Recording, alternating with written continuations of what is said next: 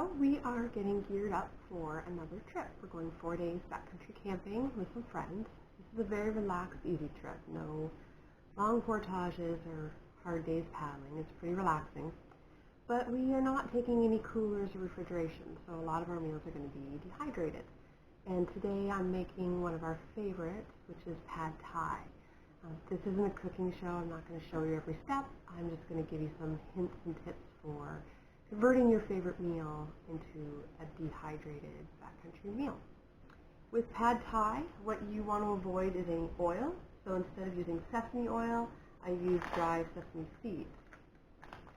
Oil in recipes, when you dehydrate the meal, will cause the meal to go rancid faster. So you want to avoid any extra oil if possible. We're using chicken in this meal. It's dehydrated canned chicken. And this little container here, that is one whole can of chicken dehydrated and crumbled down. That'll go in it as well. And other than that, it's a pretty standard recipe. You know, you can find them on Pinterest or on your favorite cooking show. Yeah, let's get to it.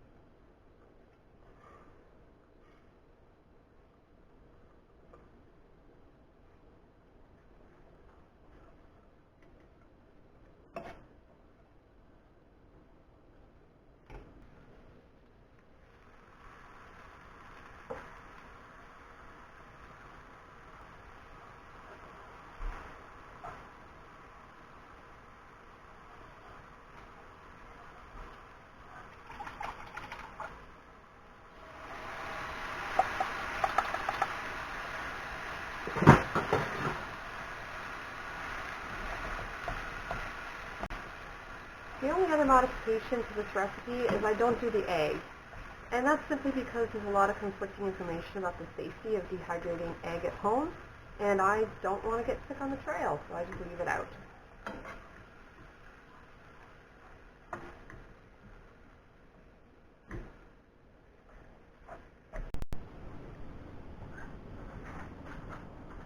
So for portion size, this is the bowl that we will eat out of the camp, so this is one portion.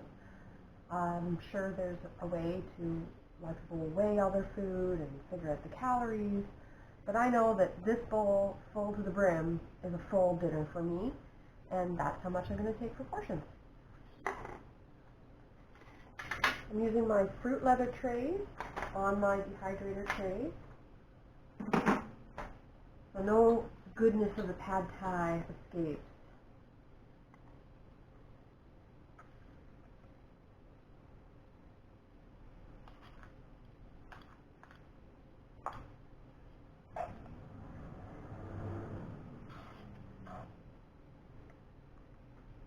Alright, so there's a nice generous portion there.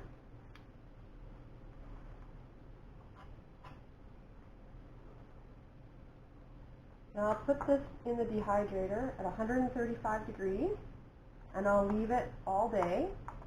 About 10 hours in, I'll give it a check. Break up, spread out the bits. It will shrunk down quite a bit.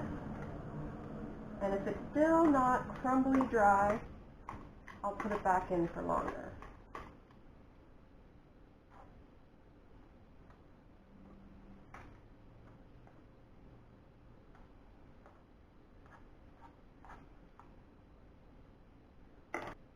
Now the chicken, because it was already dehydrated, I will add once the meal is fully dehydrated, and they'll be packaged together to get out to the trail. Alright, there's not really much left in my pan. So I'm going to beef up these portions just a little bit.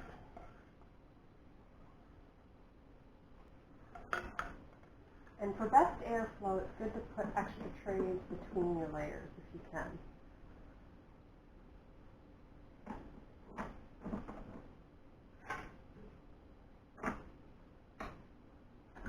Alrighty, now we wait.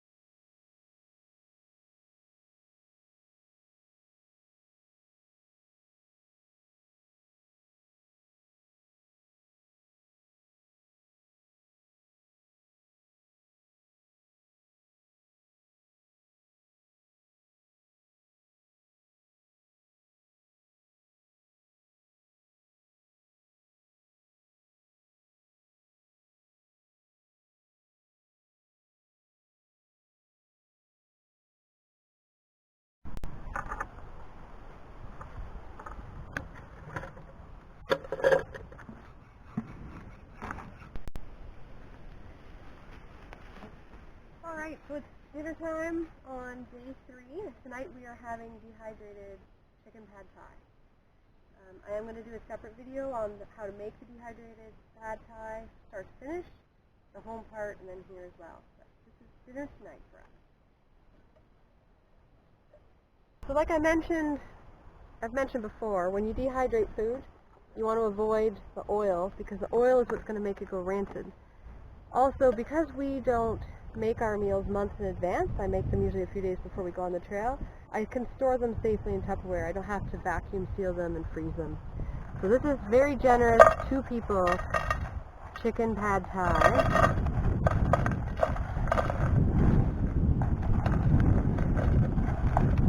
Oops.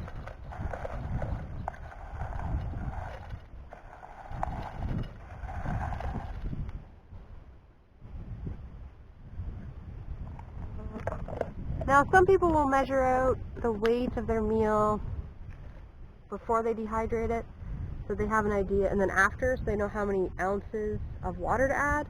I don't get that technical. I just cover the food with water. I find that's good. You can always add more. You can't take away, right?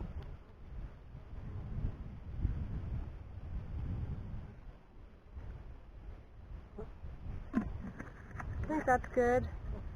I can put it on the fire, get it going.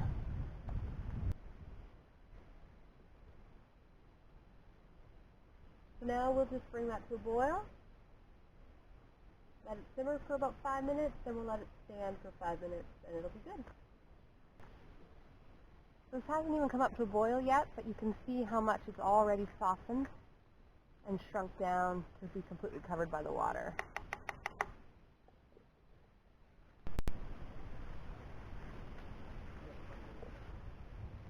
Alright, so you can see we're up to a low simmer here. We've got some bubbles happening. This is really softening up, so we're going to let that sit on the heat for a few more minutes, and then we'll take it off and let it stand and fully rehydrate.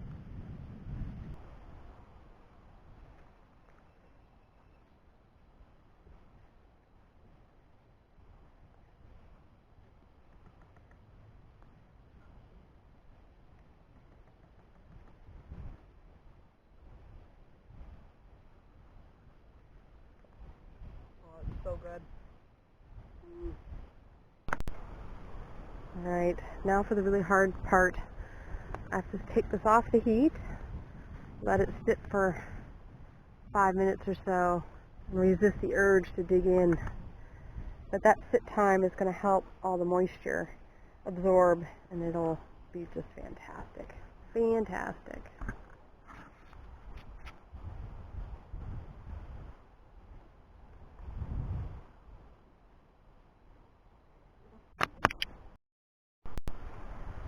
Alright, so she sat for about 6 minutes or so.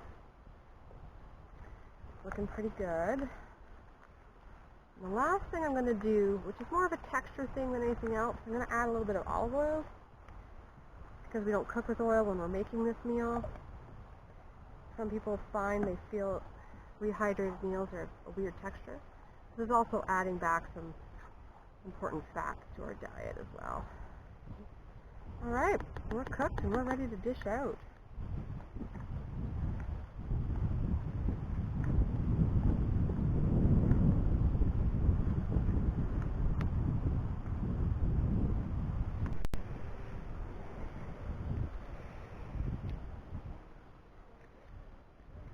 Oh, that is so good. So tasty.